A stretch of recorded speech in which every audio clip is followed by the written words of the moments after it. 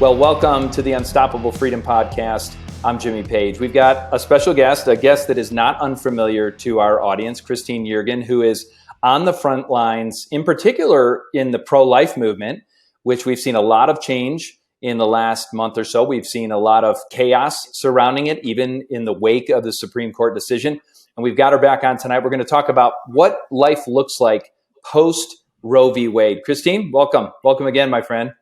Thanks for having me, Jimmy. I'm always enjoying being here. I'm happy to come on anytime. Well, you're making such a difference, and your voice is such a strong voice, and you're organizing with your podcast. You're organizing, obviously, at different rallies and in so many different ways, speaking from the platform. You're really making a difference. So what statement, let's get right into it. What statement does overturning Roe versus Wade really make? I mean, obviously, the Supreme Court decided that the Constitution does not confer a right to terminate a pregnancy. So that's good news. But what kind of statement does that really make? You know, I don't want to belittle the overturning of Roe v. Wade because it's huge. It's massive, but it's not the statement that everybody thinks it's making. What I'm seeing from the abortion side is everybody saying, oh my gosh, they're banning abortion or women are going to jail. This is how ridiculous people are. I had someone tell me that a woman just went to jail for seeking out birth control, which obviously did not happen anywhere, but they don't know what it actually means. And they think that it's banning an abortion. It's not. All it's doing, which really isn't yes, it's a big deal, but all it does is send the issue back to the states and say, okay, the federal government isn't going to decide this. Each state has the ability to decide what is best, what they want based on who they vote into office, what their constituents are concerned about. And then the leaders that they elect are able to enforce or create those laws and then enforce them. Right. It's interesting. I'm going to ask you in a second what the implications are based upon where you live. Because obviously it does matter now. The states that you live in, whether it's a blue state or a red state, is going to largely determine that. But one of the things that I think that this decision did for me more than anything else was really expose just how radical the pro-abortion movement actually is. Just watching the protests at the Supreme Court, watching the capital by capital protests, the street protests. I mean, heck, here in Colorado, we get it all the time, in Denver and at the state capitol and other states. It has really exposed just kind of this venomous hate for the value of life. Is that what you've seen? Oh, I mean, I knew about this prior to Roe v. Wade because I've been involved with this for quite some time. And people don't believe me when I say abortion supporters are some of the most mentally unstable, hurting, violent people I have ever met in my life. Part of me wants to say, go in on them and be aggressive and say they're hateful, they're evil, they're vile, they're this. And some of them are. Some of them genuinely know what abortion is and they love it and they just want to promote abortion. But a lot of times what I see is the most aggressive ones, the most hateful ones, and the ones who are lashing out and being violent, they're the ones who are hurting the most. And you can see it in their eyes. You can see it in their behavior and the way that they're acting. They're hurting inside. A lot of times they've had an abortion and they haven't gone through healing or sought forgiveness from God. They're really struggling inside. And so that's their way of, I guess, dealing with those emotions that they're feeling. They really don't know how to deal with them. And then it comes out on us. But since the overturning of Roe, we've seen it. They're attacking pregnancy resource centers. Another one was just burned in Longmont, Colorado, I believe it was. You're kidding. I mean, that's wait a minute. That's literally down the street from me. Yeah. So they initially got attacked, vandalized with the spray paint. If abortion's not safe, you're not safe either. The windows were broken into. And then they came back like a week later and basically threw Molotov cocktails inside and burned the entire thing. So you can't the city won't even let you go inside the building anymore. It's just complete ashes and soot everywhere from a fire. But we're seeing that just yesterday. We had a Students for Life activist, a teenager who went door knocking in Kansas to say, hey, there's this amendment that's up for a vote. It was up yesterday and telling people to get out and go vote, essentially. And a woman came out of the house and started physically assaulting her, punching her in the head, saying, I hope you get raped and I hope you get hit by a car. So we're seeing, unfortunately, an escalation of this behavior. And a lot of times I tell people, like, look, they support violence against the most innocent and vulnerable among us. Of course they support violence outside of the womb. Of course that's what they resort to, because the babies who can't even speak for themselves or defend themselves, they're okay with assaulting them. Makes no sense that they wouldn't assault a 19-year-old, 18-year-old activist who's just door knocking. That's crazy. It's a devaluation of life, right? I mean, life is absolutely worthless. I mean, when you don't value the most innocent, like you said, the voiceless, then why on earth would you value someone who's in front of you? In fact, we've seen through these riots over the last 2 years, which have been allowed to go basically unchecked. They've been called mostly peaceful protests, which we all know is a bunch of garbage. I actually had an opportunity last week to speak to a couple of police officers in Kansas, actually, interestingly enough, who have since left the force because, and I asked him, I said, what was it like? Were these mostly peaceful protests? And he went on to detail the violence, the absolute aggressive violence, which they were told to stand down. They were told to just protect property and to stand down. And they were physically beaten. They were physically contested. They had all kinds of things like the firebombs, the Molotov cocktails, and it was a war zone, the way he described it. So I think when you allow this lawlessness, then it just grows, doesn't it? It makes it acceptable, regardless of the circumstance, for you to be aggressive and violent. Yeah, I mean, the hypocrisy is just astounding. They say, the BLM riots were because they cared about the safety of Black people and the lives of Black people. Meanwhile, assaulting people of all races, including Black people. Many Black people died in the riots of 2020, with the summer of all of those riots. And the same thing with what we're seeing with the pro-abortion supporters. They're saying it's because of the safety of women that they care about this issue and because they care about women. Meanwhile, they're assaulting women. They're saying where Amy Coney Barrett's children go to school. They're threatening Justice Kavanaugh's life and showing up at his house in an attempt to assassinate him. Right. It makes no sense to me, the hypocrisy of, we care about people's lives, but here we are to violently assault you or try to kill you. Yeah. It is the hypocrisy, the irony. I mean, whatever you want to put it in, it is stunning. And I think, for us now, the decision has been sent back to the states to decide. And it's largely determined, this issue from here is largely going to be determined based upon the leadership that you have in government. So that's important now, that at the local and state level, that people are out there voting and voting their values, voting their virtues, voting their conscience, because those elected officials are going to be making these decisions about life and death. Here in Colorado, we've had some radical pro-abortion bill passed in advance of the Supreme Court decision. What do people do when they find themselves in a deeply blue state? What do you do if you're a part of this pro-life movement? How do we fight back? I mean, there's a lot of different ways to fight back, and it really depends on where your heart is. Not everyone feels called to the political aspect of things. I love politics. I feel like I'm twisted in the head because you are. You're weird.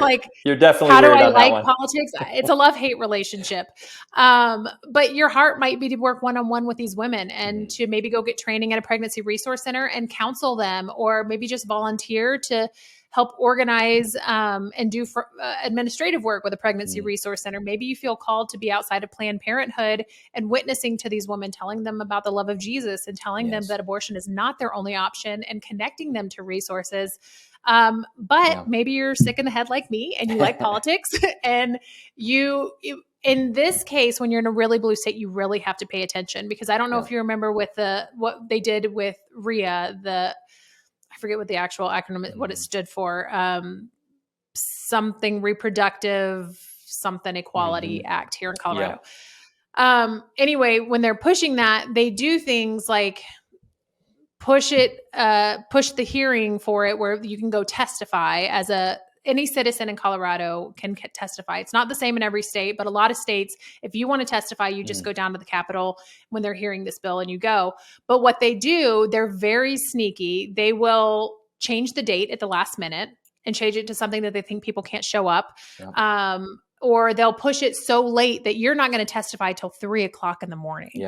And so people go home and they avoid having to hear from you. When we had this bill bill pass in Colorado, there were 3 to 4 times more people opposed to it than in support of it. in Denver, Colorado, a very, very blue city. Tell me how there were 3 to 4 people, or 3 to 4 times more people showing up opposing it in the city of Denver, which is really blue and very pro-abortion, than those who actually supported it. And somehow they still shoved it down our throats as if this is what the people of Colorado want.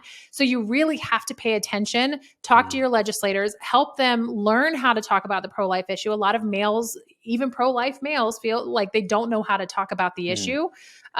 Work with them on that, set up these meetings, push them to do what you voted for them to do, and then pay attention, because the Democrats on the other side, they are really going to try to be sneaky and shady and prevent any type of pro-life legislation from being heard or anyone testifying on it. It's amazing. You know, I have testified on the Capitol, and I remember when they changed the date and time of that public testimony, and it was throughout the night. I know that you were there. I'm pretty sure you were there, and I know there were many late nights at the Capitol. Yes, and you know, and I understand how difficult they make it. One of the things that strikes me is that so many elected officials just simply vote along party lines. They really do not represent their constituents anymore.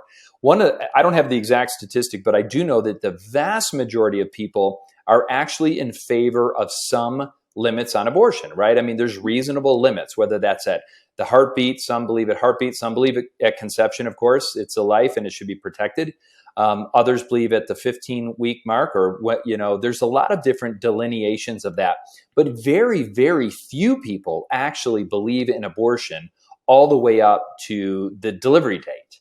I mean, it's some kind of ridiculous number. It's like 85% of the people believe in good restrictions to abortion. Mm-hmm. Yeah, it's interesting. And Planned Parenthood and the abortion industry know that. So what they're doing is they're trying to destigmatize abortion. And they're trying to, even the president of Planned Parenthood recently said, we're going to stop saying pro-choice. We're going to start saying pro-abortion. Wow. So they're trying to destigmatize it and normalize it and make you think that abortion is just like going to get your tooth pulled or slapping a Band-Aid on a cut that you have. They're trying to combat that because they know the majority of Americans don't approve of abortion for any reason at any time up to 9 months of pregnancy. Like, that's right. You would have to be twisted in order to be okay with abortion for any reason at 9 months of pregnancy. I mean, really, to me, at any time during pregnancy, but especially when that baby can survive and is viable and can live outside of the womb without the mother. Yes. So the abortion industry is trying to combat that, unfortunately, and they're really trying to destigmatize abortion. When I say abortion should be stigmatized, it is a heinous and horrific act that deserves to be stigmatized. Yes. I think one of the things that's really helped me with this debate and helped in the conversations that I have are these great videos, right? Videos that show life at various stages. We know so much about the development of the babies in utero, and we know so much about what they're capable of experiencing. And so, I've heard it said, and I know that Students for Life is doing such a great job with this, with educating. I know that Live Action and so many other pro-life organizations are as well.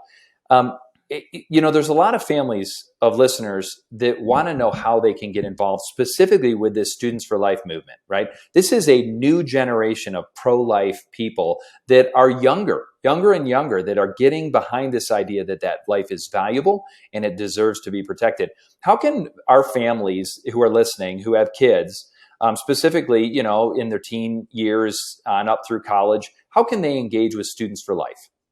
Yeah, so the easiest way to get in touch with a person who represents your state and what's going on, because it's different in every state, what they have happening, their events, if they're door knocking or witnessing outside of Planned Parenthood, email your state, not the word your state, Colorado at studentsforlife.org, or Arizona at studentsforlife.org, Texas at studentsforlife.org. And that will connect you with the local representative for Students for Life in that state who coordinates everything and gets you plugged in where you need to go. And I think it's important to note that it's not just for students. Anyone can go door knocking and let them know. And this is something simple that we do. We go and door knock and just let the neighborhoods surrounding the Planned Parenthoods know, hey, did you know there's pregnancy resource centers available? Did you know that they do free STD testing? Wow. They do free ultrasounds. They do all of this, because a lot of people know that Planned Parenthood's in their neighborhood, but they don't know that there's a pregnancy resource center right across the street necessarily.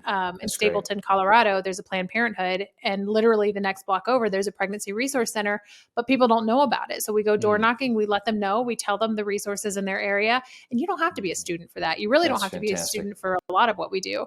So adults and students alike should email at yourstate@studentsforlife.org. Fantastic. It's interesting because I learned also that the number of crisis pregnancy centers or pregnancy resource centers far outnumber the number of Planned Parenthood facilities. And I never would have known that, right? We don't get the publicity. We don't get the federal funding. Obviously, it's all privately funded. One of the knocks, I think it's a false narrative, is that pro-lifers care about unborn babies, but then we don't care so much about them once they're born. And we know that that's obviously ridiculous. Is this a big opportunity for the church, for believers, for pro-lifers to really step up and fund the care of moms, the prenatal care for the moms, for resources post-birth where they can take care of the babies beyond that, where a community can really rally around people who decide to keep that baby and give birth? Is this an opportunity for us to really put our money where our mouth is? Oh, without a doubt. I mean, everyone should be opposed to the killing of baby. And I say in order to be pro-life, you don't have to lift a finger. You just have to be opposed to the killing of baby. However, most pro-lifers care so much about these moms and babies that they want to actually do something. And whether that's your community or your church or your neighborhood, or you rally a bunch of pro-lifers, get involved with these women and help support them. I see a lot of times in churches, pastors don't want to talk about it because they're scared to, or they don't know how to talk about it. They're afraid of shaming women in their congregation who may have had an abortion, instead of letting them know that by not talking about it, they're not doing anything except prolonging their healing, essentially. And really, the church can be such a huge help in this. And we see it in the Catholic Church a lot. They do so much for these women and their babies. And we could be doing more, whether that's baby showers for them, whether that's helping out with childcare or helping them figure out job placement. I mean, there's really so much that we could be doing and should be doing, especially when we're in these blue states, and especially when we're steering women away from abortion, essentially, because we know that it's going to hurt them and their baby. Yeah. I think we need to be more vocal and more visible, right? There is this sense that there is good people get silenced because of the narrative, right? So if you're pro-life and obviously that's it's a volatile topic and it's not necessarily popular, especially in big blue states. It's not necessarily the popular opinion, but I think we need to get more vocal about defending why we're pro-life and the value of that human being, and then be more visible, because there is strength in numbers. When you know that there are other people in your neighborhood that share your values, other people in your community that share your values, if our churches start to step up in a more visible way and start to provide these resources and come alongside moms who are in crisis in pregnancy, I think it's going to make a big difference for people to see that visibly. Absolutely. It's funny you say that, because I've gone full like conservative, letting all my neighbors know everything. I've got the American flag out. I had the Trump sign in my yard. I understand. I've had you are way out there on that one. Oh yeah. Pro-life signs in my yard, like all of it. I'm not afraid of anything. And my husband always thinks Antifa or BLM is going to show up and like bomb our house one day. But one of my neighbors came over and was like, "Hey, I saw that pro-life sign in your yard. If there's any way I can ever help, please let me know. Wow. Here's my phone number. I'd love to help you if you're doing anything else that involves pro-life stuff." I got on Nextdoor and told them about petition that we were doing to collect signatures for that late-term abortion ban that you might remember from 2020. Yes. And on Nextdoor, I had a bunch of people in the surrounding neighborhood say that they want to help. Come over to my house. I want to sign the petition. Amazing. You'd be surprised when you just put yourself out there, churches included, when you just put yourself out there, people want to jump on board and help. And people want to be this community. And it's the community we should be going to for help, and that should be jumping in and diving into these people and investing into these women, not the government. The government's not going to fix the issue. They're just going to create more issues. Yeah. And it is going to take courage to be able to stand up in times like this, right? It is. But we're talking about standing for righteousness. You know, I can remember when my kids were little, always talking to them, hey, it's always better to stand alone for the right thing than to stand with the crowd for the wrong thing. Yep. You know, you've got to be willing to take that stand. And who, if we're not going to do it, we've been teaching this to our kids for so long to do this. If we're not going to act courageously and fearlessly in some ways, especially even with this cancel culture, for fear of being labeled or called names, who cares? I mean, I remember when my mom used to tell me, "Sticks and stones may break your bone, may break your bones, but words will never hurt you."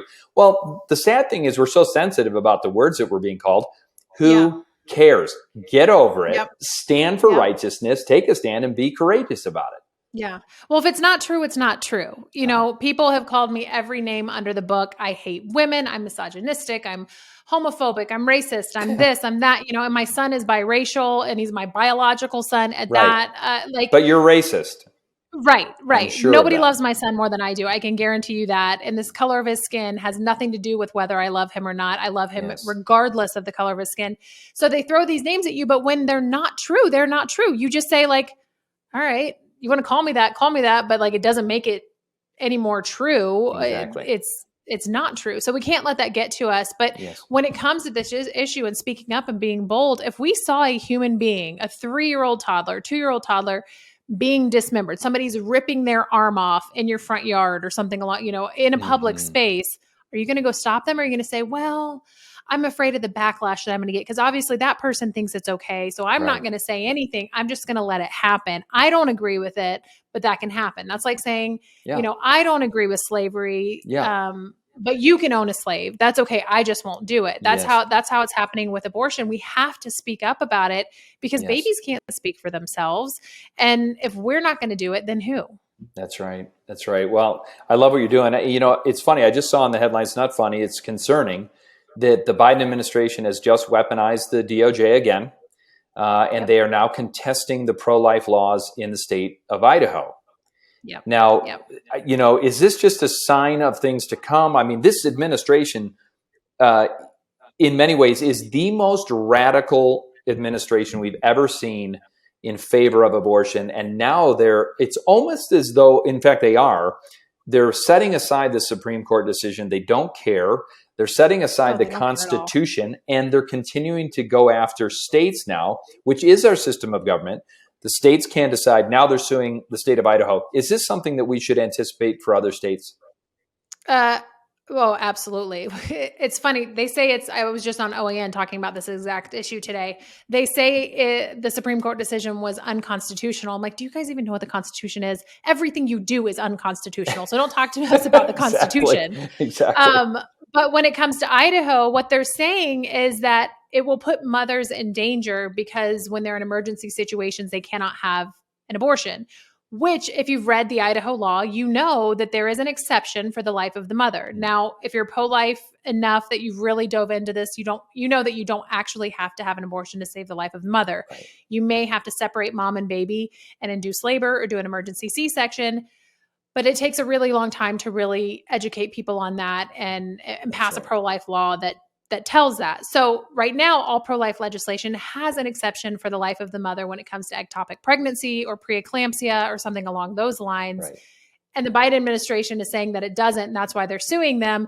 But it literally is there. There is an exception for the life of the mother and for rape and for incest. So it's not about the life of the mother. It's about access to abortion and making it easier to kill your baby. Yeah. Well, we're going to see, we saw it, we're seeing it pop up. Texas, they're trying to do similar. They're trying to force doctors to perform abortions, even when it goes against the Biden administration, not Texas itself, even when it goes against their personal beliefs. And that's part of the problem is they want a doctor to be forced to perform an abortion, even if they believe that abortion is killing a baby. They're trying to push it on these doctors, which is absolutely heinous. Which really is an extension of the Marxist playbook, right? I mean, the Marxist playbook wants to eliminate religious belief entirely, but it certainly wants to eliminate religious belief from the public square, which is obviously stands in direct opposition to our Constitution. That's why we're so thankful that we're not a democracy, that we're a constitutional republic. But when, we're already chipping away at the religious exemptions for vaccine mandates and that type of thing. In fact, entire states have eliminated the religious exemption feature for a medical decision like taking a vaccine. Or in this case, not a vaccine, but a medical treatment that is questionable at best. I think the same thing, it's part of that same thing. And that's why at Unstoppable Freedom, what we're fighting for is a return to virtue. It's a return to our faith roots. It's, when you read the founding documents, when you read the writings of our founders, not just the 56 who signed the Declaration, but the couple of hundred people that were our founders and were involved in the Constitution, when you read that, when you look at our history of integrating the Bible and faith into our schools, it's hard to contradict the fact that we are a nation, one nation under God. And I think we have to continue to push back to a nation of virtue, a nation of faith. Would you agree with that?